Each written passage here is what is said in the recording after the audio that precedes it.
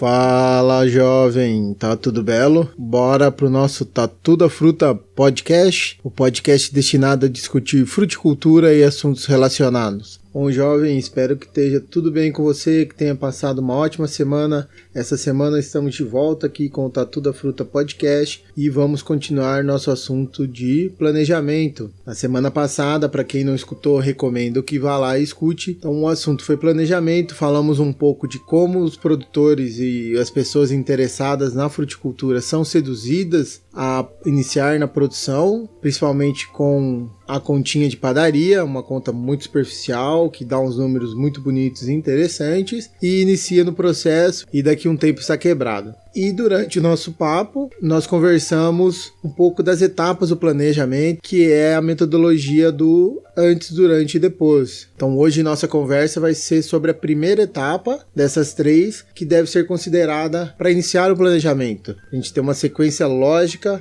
e essa etapa, como eu já falei para você na semana passada, é a etapa depois. O que nós temos de fazer depois que tem a fruta, né?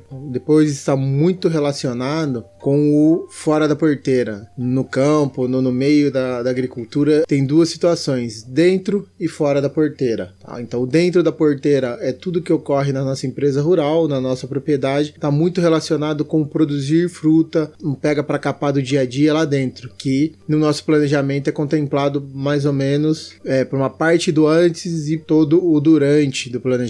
O depois, jovem, está muito relacionado com a parte de comercialização. A definição do produto, o que a gente vai fazer com o dinheiro que chegou, esse tipo de coisa. Perfeito? Então por isso que é fora da porteira, porque no antes e durante a gente obteve o fruto e a gente precisa comercializar. E é aí que a maior parte dos empresários rurais, dos agricultores, se perde. Porque nós somos excelentes na produção. Excelentes. No Brasil temos ótimos produtores, bons produtores de fruta, conseguimos qualidade, conseguimos competitividade em relação a preço. Nós somos excelentes produtores, jovem. Confia no Tatu. Mas na hora de comercializar, nós temos muitos problemas em relação a um pouco de falta de normas, de padrão de produto, principalmente na fruticultura, de conhecimento do consumidor. O consumidor brasileiro não é um consumidor educado a consumir frutas, principalmente frutas de qualidade. Ele sempre acha que fruta é caro, tá? Então não entende o valor real de ter uma dieta rica em frutas, né? Ou com algumas frutas ali. Então nós temos alguns problemas em relação a isso, né? O produtor, o empresário rural, que está muito ligado ao setor de produção, ele tem muito problema e ele está muito acostumado a entregar nos centros de distribuição, que ele vai com o produto, chega lá e aí tem alguém que comercializa essa parte. Não tem problema nenhum disso, pessoal, mas isso tem de entrar no planejamento. Iniciando o nosso planejamento, e vou divulgar para vocês o projeto Toca do Tatu, é um projeto que, se o meu planejamento der certo, se essa caminhada que a gente estiver desenvolvendo junto aqui em 10, 12 anos, eu executo ele. Vai ser o projeto de aposentadoria do Tatu, que eu vou ter a minha fazendinha, o meu buraquinho ali para fazer minhas brincadeiras com frutas. O que é importante definir no depois: prolabore o produto e o mercado. Normalmente nós temos o produto bem na cabeça. Eu quero uma fruta de excelente qualidade que eu vou pegar um preço muito bom. A maior parte dos planejamentos começam assim. E tem as outras coisas. Quando eu tenho o produto, eu começo a ver o mercado, o que eu quero atender. Para a Toca do Tatu, o que eu quero? Eu gosto muito de beber vinho, então eu sonho que na Toca Tatu eu tenho algumas parreiras, algumas variedades de uva para fazer um vinho. Tem de ter caqui, lógico. Oliveira, talvez, vai depender da região que eu tô. Mas a ideia do Tatu é o quê? Produtos mais gourmets, menor escala, alto valor agregado. Muita gente que já pensou em trabalhar com fruta, produzir fruta, acho que tem uma ideia parecida, não tem não, jovem? Beleza, legal, ideia bonita, Tatu, chique. Então, o que eu preciso para ter? Que tipo de produto você quer? Teu vinho. Você vai produzir vinho ou vai produzir a uva para outra pessoa vinificar? Você vai terceirizar a vinificação? Boa pergunta, jovem. No primeiro momento, eu voltei a terceirizar, porque eu tenho de ter o capital para investir na vinícola. Se nós formos orçar de leve, eu vou precisar do mínimo R$1 milhão para ter uma estrutura pequena de vinícola. Eu espero que daqui 10 anos eu tenha esse capital todo para implantar a produção e começar a trabalhar. E que uvas vão ter lá, Tatu? Eu gostaria muito que tivesse a Taná, uma Syrah, Tempranillo, uma Chardonnay para espumante. E que tipo de vinho que você vai querer, Tatu? Aí eu gostaria de vinhos um estilo criança, que é um vinho que passa por uma barrica de carvalho por pouco tempo. Pro Chardonnay eu gostaria daqueles Chardonnays mais amanteigados, que passam por barrica também. Então a colheita de uma uva dessa tem um padrão. Pro caqui, qual caqui você vai produzir, Tatu? Bom, eu quero mercado de super premium. Vou focar na Cultivar Fuyu, um caquizinho de alto padrão, que se possível a gente exporta. E assim vai. Vocês estão entendendo, moçada, quando começa? Do que eu tenho definido o produto, eu vou formando. Porque eu tenho ideia, a hora que eu discuto bem o produto, eu formato o produto, ele começa a achar o mercado que ele vai atender. E isso é importante. Uma pesquisa mercadológica. A partir do momento que eu tenho o produto, eu vou ao mercado ver se ele tem aceitação. Ou eu posso fazer o caminho ao contrário. Eu vou ao mercado, vejo os produtos que tem ofertado, vejo se eu quero ofertar algum parecido, ou se eu vou tentar inovar. Então, se eu vou tentar fazer diferente dos outros, então isso já vai mudando. Se eu vou tentar inovar, eu tenho que entender se essa inovação ela vai ser bem aceita no mercado ou não, tá? Porque só trocar uma embalagem às vezes não é inovação, jovem. Tem toda esse vai e volta. Definir o produto. Bom, a Toca do Tatu vai ser uma empresa produtora de vinhos, com frutos de alto padrão e outras frutas, né? O caqui, a temoia. Se tudo der certo, vai ser uma produtora de azeite, com azeite mais típicos do Brasil, que são azeites frutados, fáceis de serem tomados, um azeite mais alegre. Então, para ter isso, eu já tenho de buscar algumas variedades que se adaptaram bem ao Brasil, como a Arbequina, Maria da Fé, e assim vai. Né? Tá entendendo, né, jovem? O processo da definição do produto e a captação de mercado. Hoje, o mercado de azeite, por exemplo, nacional, o azeite nacional ainda é um mercado ultra gourmet. R$40, uma garrafinha de 250 ml, é muito caro. Tem muito azeite importado de qualidade, que é mais barato. O que 10 anos, que é onde eu vou executar o projeto, como que tá? Daqui 2 anos, qual é o mercado que tá? O pessoal do abacate se pergunta muito isso. O abacate vem numa crescente de preço bem alta, né? Muita gente plantando. Será que os preços vão se manter daqui 5, 6 anos? Que é quando o abacate ele começa a estabilizar a produção? No momento atual, o abacate é um negoção. Mas será que daqui 5 anos vai estar? Então, esses questionamentos que eu tenho de fazer para não estar errando no futuro. Então, pessoal, a gente já discutiu bem essa questão do depois do quê? De produto e mercado. Eu não preciso deixar o produto muito redondo, mas eu tenho de ter uma ideia do produto estrela, pelo menos. Então, eu quero o vinho de Merlot ou um vinho tempranilo criança, tipo criança. Legal. Vou produzir outros tipos de vinho? Provavelmente sim, porque nem todas as uvas vão se prestar para o padrão de qualidade que eu tenho. Do caqui, meu caqui fuyu, eu quero o padrão super premium, então vai ser aqueles caquis maiores, bem formadinhos. Mas e os outros caquis? Não tem outros mercados? Tem. Mas o importante é a gente focar nos produtos estrelas e a partir do residual desses produtos a gente formar ou completar o mercado com essas coisas. Então, se eu começar nesse primeiro momento, viajar na maionese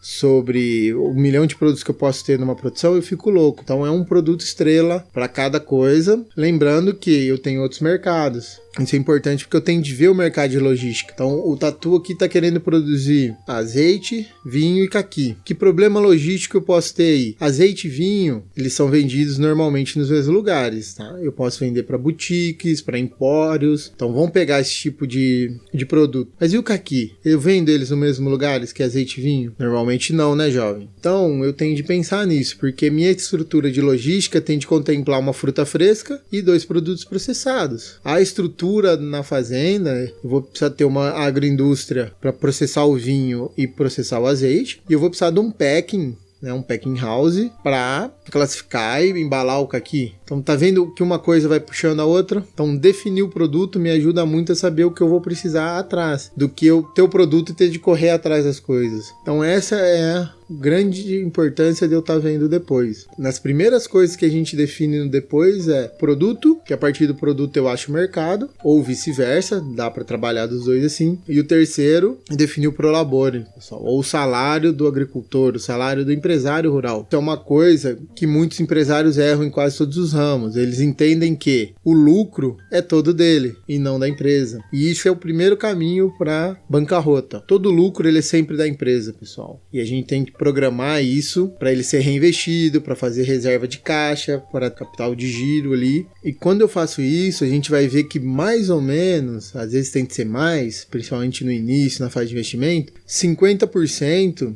da receita, do lucro da propriedade agrícola fica na própria empresa. No mínimo 50% tem de ficar, jovem. Por quê? São muitas contas, muitas coisas. Eu tenho de investir, eu tenho de ter dinheiro ali para trabalhar. É importantíssimo que a empresa crie uma reserva de emergência, um caixa que aguente um ano de gasto, um ano dela operando, dela girando. Por quê? Se pegar um ano como esse aqui, que não teve chuva, eu for dependente de chuva, ou que vier um granizo forte, como houve na região de Jundiaí, por exemplo, eu não vou ter receita, eu não vou ter dinheiro. Se eu não tiver caixa, eu fico endividado. E se acontecer isso sucessivamente, minha dívida só aumentar, uma hora eu quebro, ou às vezes eu não consigo capital. Então eu preciso ter esse provisionamento, eu tenho de fazer investimentos constantes, melhorias constantes. Então, no mínimo 50% fique. E aí começa a dificultar a vida. Porque nós temos a cultura que a empresa é minha, o lucro dela é meu. E não, a empresa é uma entidade à parte. E como que a gente define o prolabore do agricultor? Vai depender muito em relação às atividades que ele gera lá. Então, se é um agricultor faz tudo, então que ele vai estar responsável por quase todas as etapas, complica um pouco. Vai fazer desde o funcionário de campo até uma questão mais de diretor, de planejamento. Então, a gente vai ver por tempo de operação. Normalmente, a atividade de campo vai tomar mais tempo. Então, a gente puxa o salário do agricultor um pouquinho mais para lá. Se ele só tem uma função administrativa, por exemplo, aí nós podemos fazer um levantamento de salários na região quanto um administrador de fazenda ou administrador de uma empresa agrícola recebe, e a gente pareia o prolabore nessa faixa, ok? Que eu posso querer ganhar 20 mil reais por mês, mas se eu fizer isso, eu mantenho a saúde da minha empresa? Se eu fizer isso com a área que eu tenho, eu consigo esse valor e ainda tocar a empresa? São esses questionamentos. Então eu predefini o prolabore, eu já engesso, porque eu sei que todo mês eu vou receber esse valor e ponto. O que tiver a mais de lucro da empresa, para eu melhorar, que no futuro eu possa até estar mexendo nisso, possa estar aumentando, ou eu receber isso em forma de dividendo. Então o meu salário é fixo, mas eu tenho as bonificações da empresa, teve um lucro maior que o esperado, então eu posso dividir isso com o dono ou com os donos. Muito importante esse fato. E tem que estar definido desde o começo. Por quê? Porque muita gente às vezes não tem noção e quer uns 20 mil reais para 2 hectares. Então, se a gente pensar 20 mil reais no mês, são 240 mil reais. Que cultura agrícola que me paga isso por hectare? Eu não vou ter. Então, para quantos hectares eu vou precisar ter? Para ter um lucro, para ter um capital, e ainda 240 mil reais ano que pague o agricultor, pague o investidor. Vi que isso já começou a mudar de figura. Eu já começo a ter uma noção do volume financeiro que eu tenho de gerir e já me dá um reflexo do tamanho da área que eu quero. Às vezes a minha expectativa não condiz com a área que eu tenho. Então defina um prolabore condizente com o tamanho da área e com a atividade que você vai desempenhar lá. Se você só vai investir, vai contratar as pessoas para fazer tudo, zero prolabore. Você é um investidor, então você vai receber os lucros que vêm como dividendo, que isso aí é limitado e nós vamos limitar isso. Você paga o salário dos seus funcionários e ponto final. Tranquilo até agora, jovem? Então você aí que tá correndo, tá dirigindo, lavando louça, sei lá o que, dá uma respirada, mexe o corpo e vamos seguir. Os 3 pontos iniciais do depois: prolabore, definir o prolabore, definir o produto e achar o mercado. Feito isso, então, deu aquela acordada, já viu que esse trabalho de definir depois é muito igual o filme ali do De Volta para o Futuro. Para quem é jovem igual o Tatu, que hoje em dia estão chamando de cringe, assiste esse filme, é um filme muito interessante, muito melhor que você vê muita porcaria que vocês estão vendo, jovem. E tem uma ideia, por quê? Vocês estão vendo que é um trabalho muito de especular, eu tenho de entender, eu tenho de ver tudo que vai acontecer lá na frente. Só que isso é importante, ok? E para fechar a questão do depois, eu preciso trabalhar um pouquinho mais o mercado, eu preciso estudar um pouquinho mais o mercado ali, do produtor, porque o mercado de fruta ele exige ao produtor 3 coisas: padrão, quantidade e frequência. Isso quer dizer o quê? Eu preciso ter um padrão de fruta definida, posso ter vários tipos de padrões. Aconselho que você, jovem, entre no site do CEAGESP São Paulo, dá uma xeretadinha lá que lá tem todos os padrões, então já começa a ver isso. Então vai ser padrão de fruto classe A, AA, classe B, classe C, fruto para a indústria? Isso é um padrão. Quantidade, jovem, porque nós conseguimos trabalhar no preço. Não adianta eu ter 2, 3 quilos de um fruto maravilhoso, sendo que a demanda do comerciante é maior, ou a demanda do meu consumidor é maior. Eu não vou frustrar ele porque ele vai querer e não tem. Ok? Então a quantidade é importante. E a frequência. Eu preciso ter fruto sendo entregue sempre. Vocês vão no mercado, tem fruta na gôndola sempre. Uma reposição rápida até. Então a frequência é muito importante. Para frutos sazonais, às vezes não tem muito o que fazer, mas é importante o quê? Na época que ele produz, eu tenha para entregar. Eu não posso deixar o fornecedor e o consumidor na mão. Perfeito? Então isso é muito importante. E a frequência nos leva a outra coisa. Se eu estou trabalhando com frutos sazonais, frutos de época, eu preciso ter mais produção de mais alguma outra. Porque eu fico muito na mão das maluquices climáticas e da falta de planejamento nosso. Se a produção da minha fruta não vier, como que eu vou ter receita? O que eu vou fazer? Eu posso até ter e devo ter uma reserva de emergência, mas no outro ano pode ser que aconteça o problema de novo. E aí? Então é importante, quando a gente fala de frequência, às vezes a fruta que eu estou produzindo não consigo produzir o ano todo, mas eu produzo ela sempre na mesma época, eu compor as outras épocas da propriedade. Então eu ter de 3 a 4 frutíferas é um número ideal para nós trabalharmos para ter colheitas o ano todo ou quase o ano todo e ter dinheiro entrando, circulando o ano todo. Fechou, jovem? Então o depois é bem isso. Repetindo pela enésima vez, eu tenho de definir o meu prolabore, o quanto eu quero ganhar como investidor, como dono funcionário, né? O funcionário Superman que faz tudo, isso é importante. Eu preciso definir o produto para achar o mercado e ver como eu vou atender as exigências de padrão, quantidade e frequência que o mercado tem para que eu consiga comercializar sempre, ter clientela, esse tipo de coisa. Fechou, jovem? Por hoje é só. Semana que vem a gente volta com o antes, tá? Já que agora que a gente já fez todo esse escopo, projetou nossa empresa aqui, no depois, no que eu quero entregar com ela, a gente começa a levantar tudo que eu vou precisar. Eu já fiz um exercício desse com vocês agora, a gente vai aprofundar um pouquinho nisso aí. Show de bola? Então é isso, aguardo vocês no próximo episódio. Sigam o Tatu da Fruta no Instagram e vão seguindo, favoritando ele nos agregadores de podcast que vocês escutam. Um abração, jovem!